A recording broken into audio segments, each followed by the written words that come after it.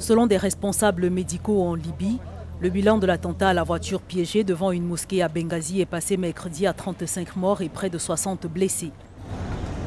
L'attentat s'est produit mardi soir dans le centre de cette deuxième ville du pays qui reste minée par l'insécurité et les rivalités politiques.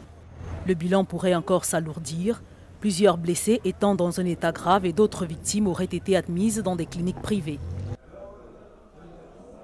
La première explosion provenait d'une voiture devant la mosquée au moment de notre sortie de la prière.